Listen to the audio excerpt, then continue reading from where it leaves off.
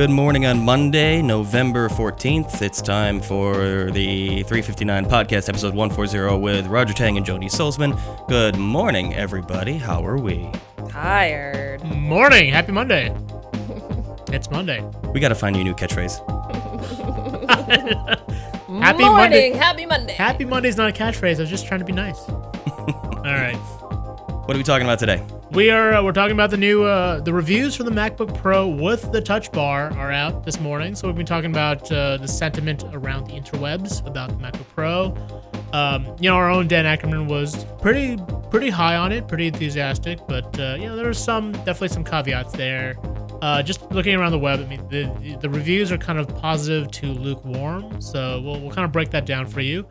We'll also talk about Mark Zuckerberg talking a bit again on the issue of fake news items appearing in the trending topics on the site.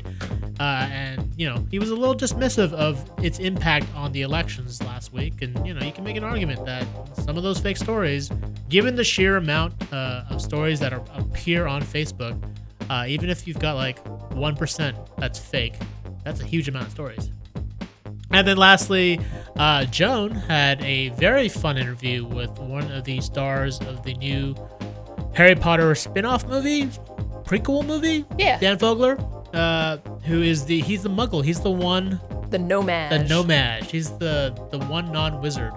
But we'll talk a little bit about the interview. It was a fun video. It was a really fun interview. He's a really fun guy. And you did very your best sweet. channeling James Lipton. I tried. Yeah. So, all right. Why don't we get started? As always, if you have any questions about any of these topics, leave them in the comment section. Brian will pick out the best, and we'll try and answer them. All right. Cheers to listeners in Greece, Colombia, Jamaica, and everybody else. Thanks for joining us. We're going to get this podcast recorded and be back to answer your questions in 3, 2. Welcome to the 359, where we talk about the top tech news of the day and other crap we want to throw in. I'm Roger Chang. I'm Joni Salzman. So the reviews for the MacBook Pro with the Touch Bar are in, and the sentiment is positive to lukewarm. Our own Dan Ackerman believes that it's ultimately worth it to splurge for the Touch Bar, but notes it's pretty pricey, and that's a sentiment that Walt Mossberg over The Verge shared, and said that, but he noted that this will probably upset Pro users because it's not quite the Pro, like the MacBook Pro, in terms of its ability to serve the creatives. Wired likewise said if you're into specs that you might not like the fact that Apple called this the Pro model, just because it uses underpowered or older Intel chips. And then there's the decision to go, all USB-C, which you kind of had this experience when you bought the MacBook. I bought the MacBook, and I was all gung-ho about the butterfly keyboard. And so thin. And it's so portable. thin and sexy, and I got the gold one, and it matched my phone, and I was taken in by all the flashy glamour. Yeah. And I really regretted it. I disliked it so much, I had to return it. Yeah. For a number of reasons. It wasn't powerful enough for what I needed, and that's on me. I got something that wasn't powerful enough for the tasks that I was going to try to use it for. But the dongles, man, are rough. Yep. And especially if you're a pro user, if you're using it if you're a photographer and you want to offload things quickly, there are ways to get around it that might already be part of your normal routine. But a lot of people just like having a USB or having an SD card. You just slip in and you pull them off and you slip it out, and not having that thing, among others, it's just a hassle. So the MacBook Pro, especially this Touch Bar one, comes with 4 USB-C ports. Do you still, in your mind, would that be enough to kind of alleviate your issues, or is it still, it's dongle mania and you still can't really deal with that? Well, one of the hassles that I had when I had the MacBook was that you had a limited number of those USB-C inputs. You have a lot more on the Pro. And so if you're okay with the dongles that you use, my problem was that I had to power it and inload things and do all this other stuff all through basically just a very limited number of ports. Right. So, but it's hard to say that anyone would be really jazzed about having a lot of dongles to do what they could do easily before. True. I guess you've got a laptop bag. You can put your dongles in there. It's not the end of the world. It's not like a phone where you've got to carry a dongle for it. I got the new iPhone, and I lost my headphone jack dongle within 24 hours. I lost it. So, I don't even know where mine is. Yeah. Yeah. Well, whatever. I've switched to Bluetooth headphones, but... All right, so next up, Facebook CEO Mark Zuckerberg said, finally kind of admitted that, they needed to do some more work in terms of cracking down on the amount of fake news and hoax stories that end up in the trending topics section. it's still kind of a problem, though. He was still a little dismissive, kind of defended the fact that these fake stories didn't really have an effect on elections, right? But that's, I don't know, what do you think? Well, I think that when you say one thing to one group of people and then say a different thing when your back is up against the wall, that's telling. So Yeah. Facebook, do they tell marketers that they're not able to influence decisions? Like, is that what they tell people, that they want to get their money? No, they tell marketers and advertisers, like, we can help you drive purchase decisions. But when their back is up against the wall and they're getting criticized for something that they don't want to admit might be something that they're doing unwittingly, Right. the answer is, look, it's only a small part. We don't really influence how people think. Right. So they know, what, it's 1%, but considering the sheer amount of volume of stories that show up on Facebook, 1% is still a huge number. Facebook is huge. Right. It's huge. So lastly, you had a chance to talk with Dan Fogler, one of the stars of the new Harry Potter movie, The Fantastic Beasts and Where to Find Them? Yes. Catch Them. Okay, all right. Got it. Got number one. So, I mean, what do you think? What was he like? He was super fun. And one of the, he's a really funny guy. He came from theater. He got a Tony, his claim to fame, his first big splash in public, on the public scene, was he got a Tony Award for one of his plays.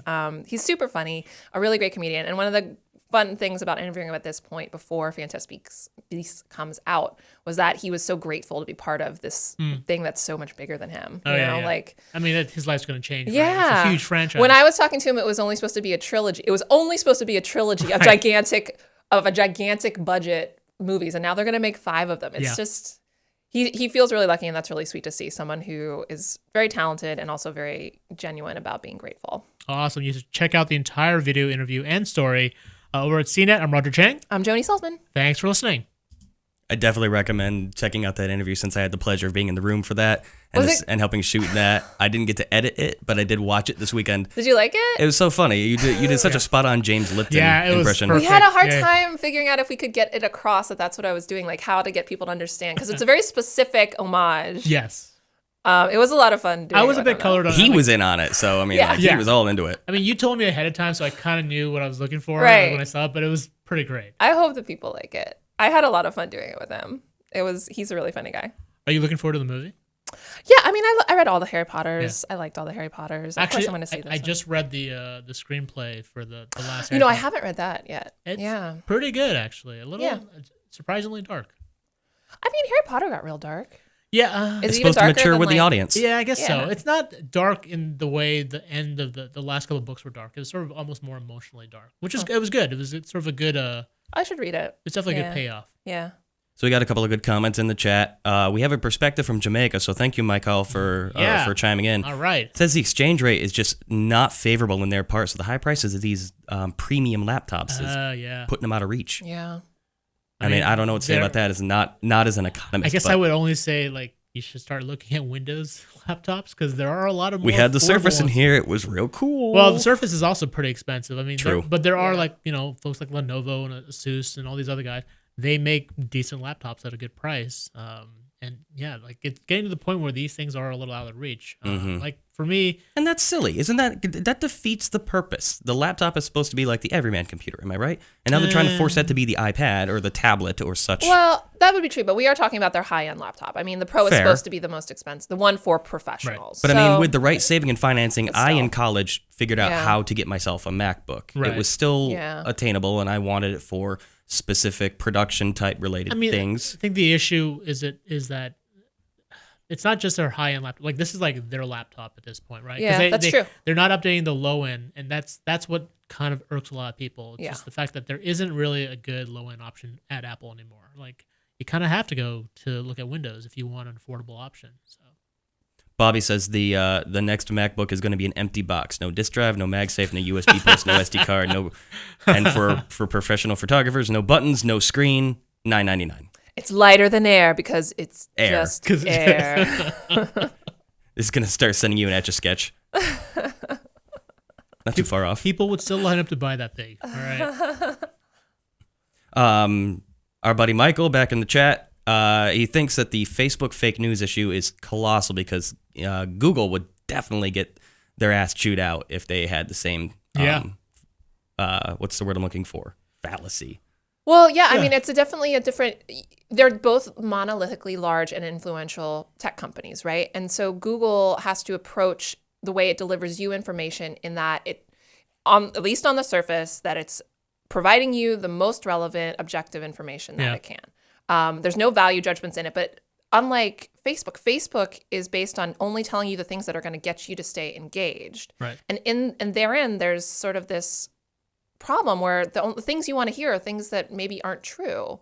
Yeah. And that means like that's where you raise the question, like, does Facebook have a responsibility beyond just being? Although like the things like trending, right? It's also what's trending, and what's necessarily trending isn't what you need to know, right? I mean, how hard would it be to implement trending and trending for you? I mean, well, that's a good. Apply the subjectivity. Put a headline on it that states, this story that says Kit Kats are a viable dietary option to fill all the food pyramid for Brian is a great story. Does that mean it's true? No, it's for Brian. Right. Well, I don't know. I think they do have to do a better job just squashing fake stores in general. Like that's just, I feel like that's a pretty big issue. There's got to be some cutoff between trusted sources. And even then, we have a lot of people who are not too thrilled with some of the more quote-unquote trusted sources over the past few months. for sure. Right. Yeah. There's a lot of subjectivity, a lot of bias. And then also, I can see where but Facebook's news is news, stories are Facebook's stories. in a hard place because when they had human curation of their trending topics thing, they got flamed because what happened was, regardless of whether or not they were acting inappropriately, the lack of transparency meant that when right-wing sources tended to be deflated inside trending topics, that presented the appearance of bias. Yep. Right. Now, whether or not that was legit bias, it probably was a little bit in some cases. Whether or not that's because fake news or less reliable news maybe tends to skew towards a right-wing thing, maybe that's part of it. That was part of what Facebook, I think, has said in the past is that, or no, there was a New York Times story that said they tested out something that would remove more hoaxes and fake news, but it disproportionately affected right-wing publishers. I think you could call demographics into that. Age do you groups mean? applied, age groups involved with social media versus age groups who are perhaps aggregating news through Google. You know, it's hard to say, especially Facebook has become much broader in the time. But remember, Facebook started as a college platform, strictly one demographic. Not one, but much more now limited it's than it all has been. demographics. now I mean, it's all over the place. billions of people. There's no like Except for the demographics kids who are all on Snapchat. right? Except Yeah. for people that are under 21. What if Facebook let you elect their aggregators, their filters? You mean like you get to vote for who's on the curatorial team? Sure. I mean, I don't think any that would be groundbreaking. That would be, but also how effective would that be? Like, They're also a don't know. publicly traded company. I don't think that they would. Yeah. I mean, just to be realistic, I don't think they would let like popular vote weigh in on strategic decisions like that. Trying to think outside the box here. No, it's fine. Yeah. Bridging from that, Michael says, what can Facebook really do to not let fake stories appear in the newsfeed? Because if they're going to vet stories first, then Facebook would lose the appeal of instantly reaching your audience. I mean, that's definitely one of the dilemma that she pointed out too. Like the fact that they had human curators initially, that they got into a lot of hot water for that. They ended up, squashing that already. So I don't know. Maybe that's where where AI and algorithms come in. I don't know. Like something that kind of helps detect or verify facts. I guess. I mean, it's really tough. Facebook is in a really difficult position. I don't really know what a good answer is. And then there's also the consideration too that Facebook can be abused to take people's ability to have a voice away from them. Like the example of the Vietnamese, the Napalm Girl photo that was censored, and accounts that posted them were blocked because in a bubble, like in a vacuum, that does violate Facebook's terms of service, as there's a naked underage girl in the picture. But it's so significant for world history that it's beyond the pale to believe that doesn't have some sort of meaning that's beyond just child pornography. And that's why... Well, I mean, go back decades if people have tried to censor that out of actual literal history books. Yeah, but... Not specifically this, obviously, but similar situations. But the issue, the point that I'm making is not so much censorship, it's losing the voice. Those accounts they're banned. They get banned until Facebook's like, oh, wait, maybe we shouldn't be banning people over stuff that's obviously considered something that's culturally and historically significant. I mean, stuff is, and it happens with other people too, that post something that is offensive to one group, but is protected maybe as a as a free speech sort of thing. But because there's a request to take it down, and Facebook just hasn't built up to its, as a criticism, they haven't built up the ability to be able to effectively and quickly monitor a way to keep someone who has a legit reason to post something, allow them to continue to have their voice on Facebook. If it's a legit purchase, people get banned for reasons that they shouldn't. It is hard to find that middle ground where you can properly filter yourself, because you should be able to opt in, opt out of what you do not, to a certain extent, to the finite degree. Like, if you don't want to risk seeing anything, don't get into a social network when there's so many cooks in the kitchen. And here's a question. Okay. Do we think this will change people's minds about using Facebook? Is Facebook going to suffer from this? I don't know. No. I feel like people live on the folks who use Facebook kind of, that's how they connect with people. Like, it's having this one little controversy, I think, is not going to do much to change the overall impression or utility of Facebook. I would agree to that. Here's a question for me. Should we just start another social network called Bubble Book, where you get to stay safely in your own little bubble? Isn't that the problem with Facebook right now? Kind of, yeah. It is Bubble Book? Yeah, kind of. It's an echo chamber, right? Oh, God. It's weird to think about, though, like, because we've been with Facebook since the beginning, and there are people being born into the Facebook generation. Yeah. Yeah. And they don't know any better, any other option. Like, this has been the penultimate for a lot of people's news delivery. Yeah. And there's a lot of people who do depend on it, where they live maybe in a secluded area where they don't get things like cable news, radio signal, certain other aspects, other optional deliveries. Facebook. Right. Online access, right? Yeah. Yeah. Oh, tough to think. Looking for some comments. What else do you think's gonna? What do we got going on this week? Like, give us a little preview down the road. What is going on this week? Geez, I don't know. It's pretty quiet. Well, I've got that Google Photos event. That's right. Tomorrow. So tomorrow, if you like Google Photos, that app that backs up all your photos and stores them off your phone so it doesn't eat up all of your phone's drive, there's probably going to be some updates about that. Yeah. Don't know yet what it's going to be, but we will give you all the details when we get them. Mm-hmm. Actually, I'm a big fan of Google Photos. I use it a lot. Yeah. I have Google Photos and I have Flickr. Because Flickr for a while had like no limits on storing photos, like no compression. Right, yeah. And then now it's like, if you want to use it, now that I guess everyone joined, they like started charging things. Like, if you want an automatic download tool, that costs money. Like, it's gotten really shady. And now that's sad. Now I'm like, should I just pull it all out of Yahoo? Because it's Yahoo and I know security issues, but I don't know. Flickr was really cool way back when. Yeah. Before the iPhone. Before Yahoo bought it. Before Yahoo bought it. It was super cool. There were a lot of cool things before Yahoo. It's not entirely Yahoo. Like, also, like, the rise of other social networks happened. Yeah. Like Instagram didn't exist when Flickr. When Yahoo bought Flickr, I think. Did Instagram exist or just barely? I can't remember. The timeline's messed up. I can't remember. Instagram was around, but it wasn't anywhere near as popular. Yeah, and it wasn't owned by Facebook at that point. No. Any other questions?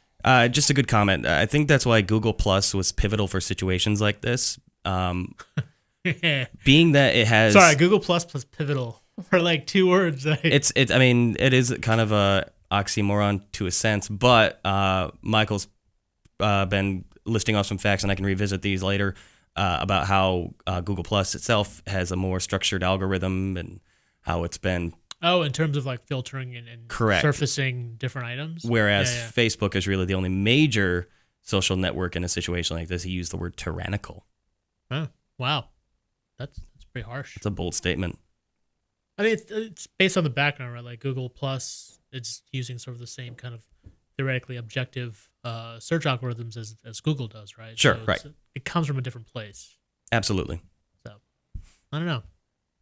We'll see. It's not going to stop me from using Facebook. No, and this will certainly be an ongoing thing over the next 4 years, certainly, to see where social networks kind of branch out, since Trump kind of owned Twitter for a minute there. Oh, yeah. Well, that's great because no one else wanted to buy Twitter. So maybe he could. Rim shot. He was going to buy the Buffalo Bills, too, and we weren't going to have that. Really? Is that a thing? Yeah. There was some quote that he said a while ago that he wanted to buy the Buffalo Bills. He got outbid by the guy who owns the Sabres, also in Buffalo. And if he had owned the Bills, he wouldn't have felt compelled to run for president if he owned the Bills. Really? Yeah. Don't blame me. Oh my gosh. That would have been a worthy sacrifice. I'm sorry. All right. Sorry. I'll stop there. Are you a Bills fan? I'm from Buffalo, from the Buffalo area. My husband's from Buffalo. They're the only true New York team, to be fair. Everyone else plays in Jersey. That's true. Yeah. That's true.